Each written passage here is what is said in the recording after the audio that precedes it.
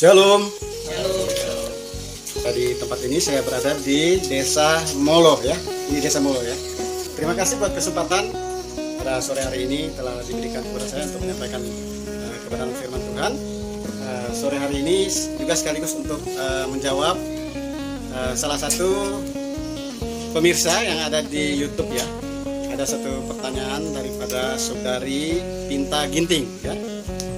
Nah, jadi ini pertanyaannya juga bagus ya. Apakah pengetahuan kita tentang pengangkatan atau pengetahuan kita tentang rapture itu ya, menjamin kepastian kita itu untuk diangkat?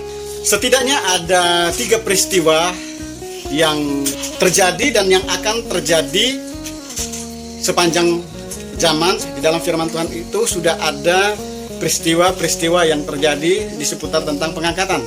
Itu yang pertama tentang peristiwa pengangkatan daripada Henok ya. Kita kenal bahwa Henok itu adalah keturunan yang ke-7 daripada Adam dan Hawa. Henok ini menjadi orang yang sangat berkenan di hadapan Tuhan dibandingkan dengan gaya hidup atau budaya atau kehidupan di kota di mana Henok itu tinggal ya.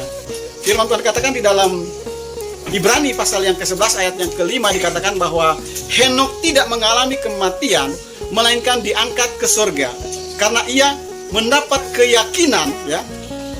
Dia mendapat kesaksian, dia mendapat satu keyakinan bahwa ia berkenan di hadapan Tuhan. Ini salah satu daripada syarat pengangkatan itu sebetulnya adalah keyakinan ya.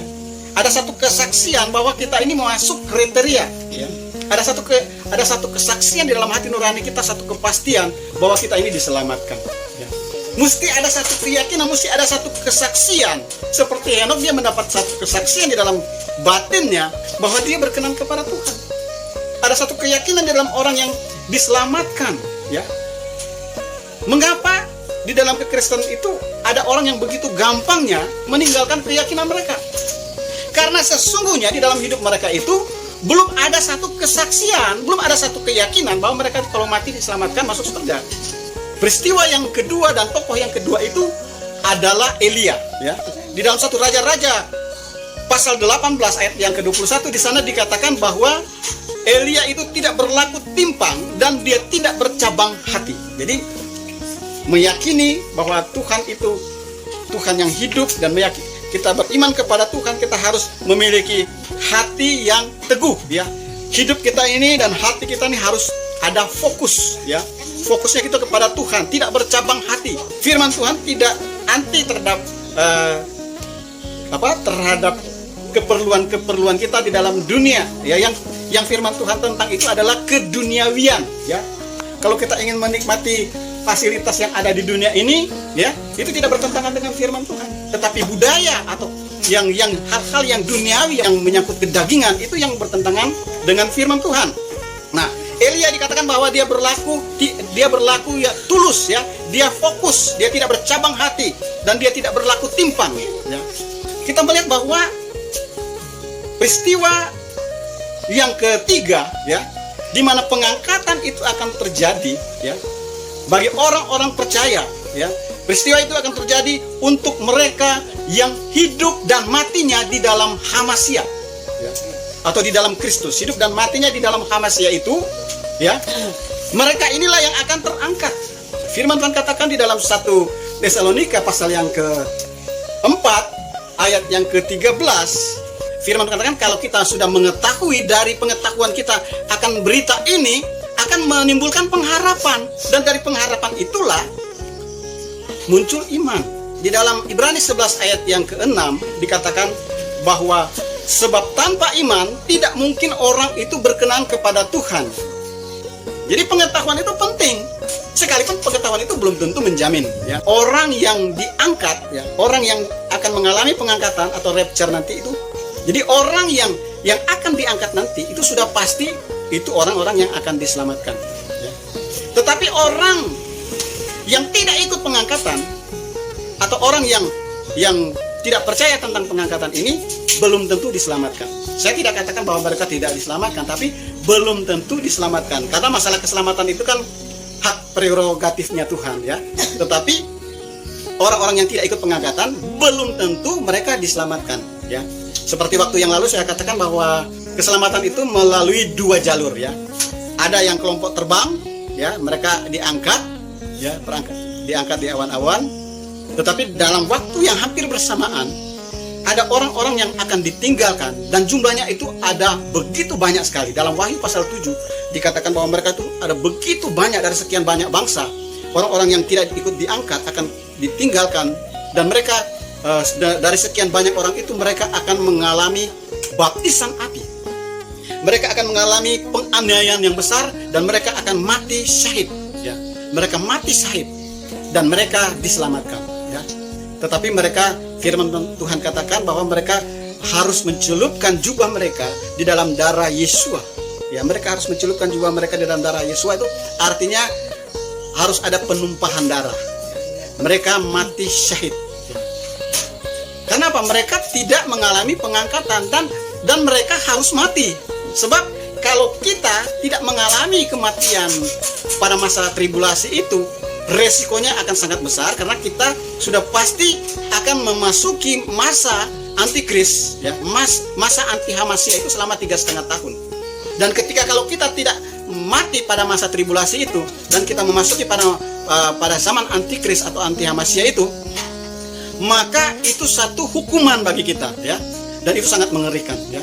Mengerikan karena apa? Ada 5 bulan lamanya kita akan menyaksikan orang, atau mungkin kita sendiri akan mengalami, di mana orang-orang itu ya, ada yang sudah putus kepalanya, ada yang sudah putus tangannya ya, sudah putus kakinya, ada yang sudah terbelah 2. Tetapi selama 5 bulan mereka tidak mengalami kematian. Itu horor, itu betapa mengerikan pada masa itu. 5 bulan loh ya.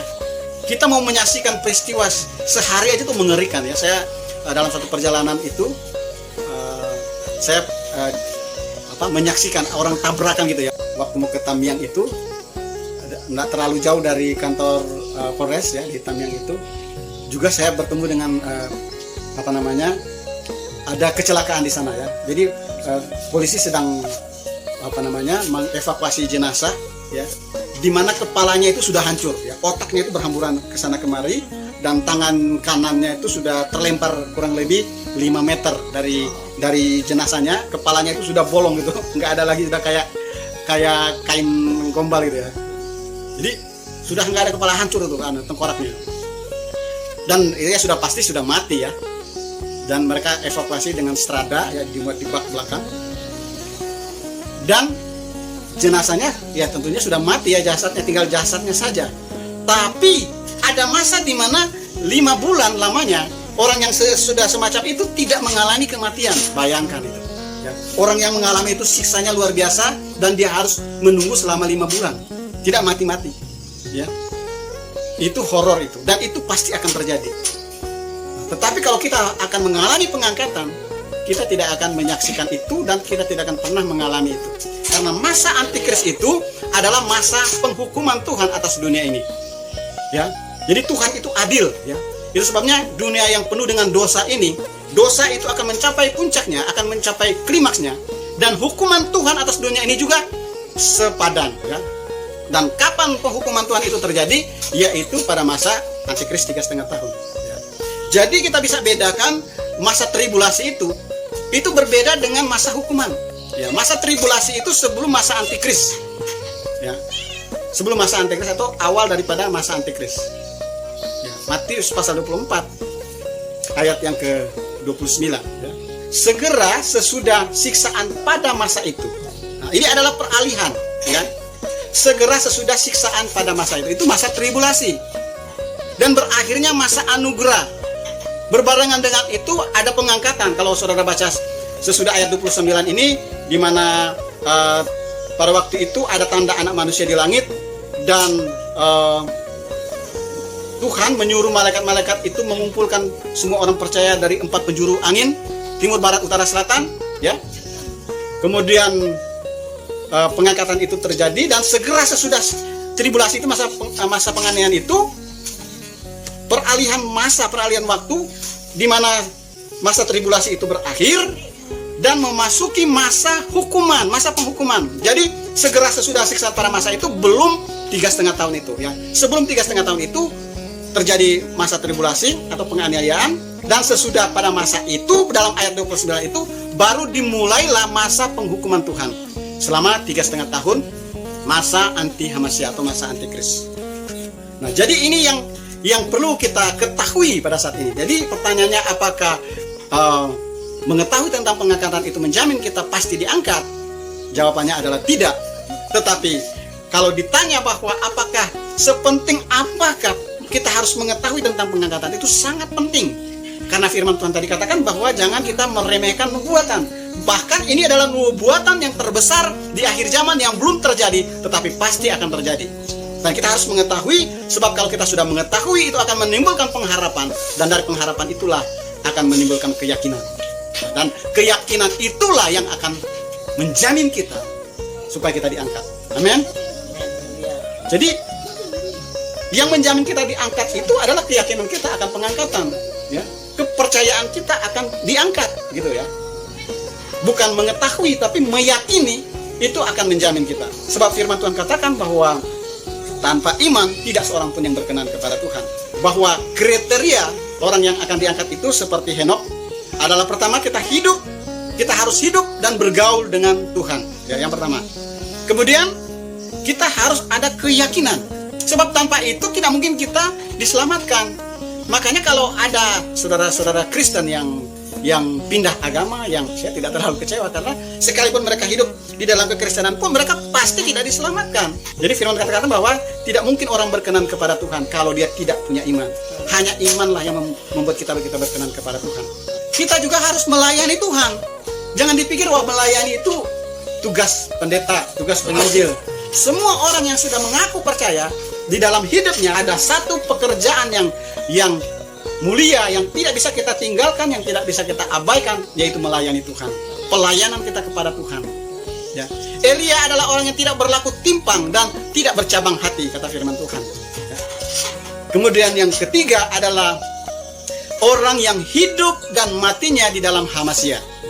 Kita harus hidup di dalam Hamasya, dan mati pun kita harus mati di dalam Hamasya, ya. Bagaimana orang yang sudah meninggalkan imannya?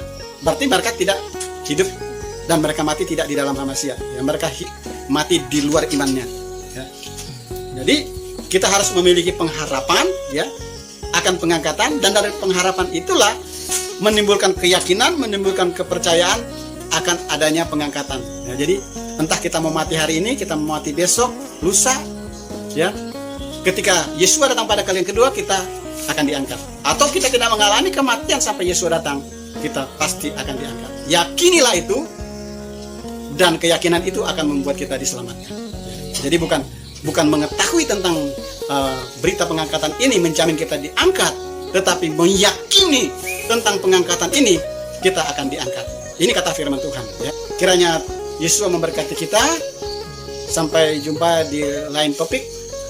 Shalom, shalom.